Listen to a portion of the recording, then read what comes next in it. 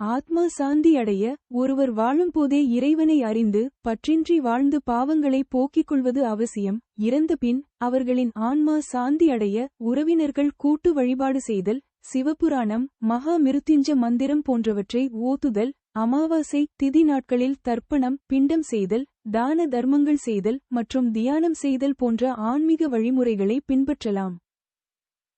வாழும்போதே ஆத்ம சாந்தி அடைய 1. கடவுள் உணர்வு.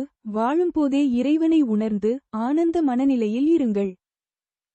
2. பற்றின்மை, பொருள், புகழ், அதிகாரம், புலனின்ப ஆசைகள் ஆகியவற்றில் பற்றின்றி வாழுங்கள். மற்றும் 3. பாவங்களை போக்குதல். முற்பிறவி மற்றும் இப்பிறவியில் செய்த பாவங்களை புண்ணியங்கள் செய்தோ துன்பங்களை அனுபவித்தோ போக்கிக் கொள்ள வேண்டும். இறந்தவரின் ஆத்மா சாந்தி அடைய உறவினர்கள் செய்ய வேண்டியவை. 1. கூட்டு வழிபாடு. இறந்தவரின் ஆன்மா சாந்தி அடைய உறவினர்கள் சேர்ந்து சிவபெருமானின் சந்நிதியில் வழிபடுவது. 2. மோக்ஷ தீப வழிபாடு.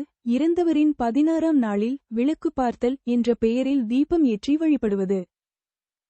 3. மந்திரங்கள். இறைவனின் நாமங்கள், திருவாசகம், சிவபுராணம், மகா மிருத்யுஞ்ச மந்திரம் போன்றவற்றை ஓதுவது.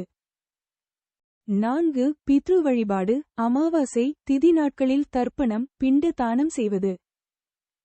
5. தானம். போர்வை, உணவு போன்ற பொருட்களை தானம் செய்வது முன்னோர்களின் ஆசிகளை பெற உதவும். மற்றும் 6. தியானம். பித்ரு தோஷங்கள் நீங்க தியானம் செய்யலாம். முக்கிய குறிப்பு: ஆத்மா என்பது ஆற்றலின் வடிவம். அது சாந்தி அடைவது என்பது அந்த ஆற்றல் இறைவனுடன் இணைவதை குறிக்கிறது.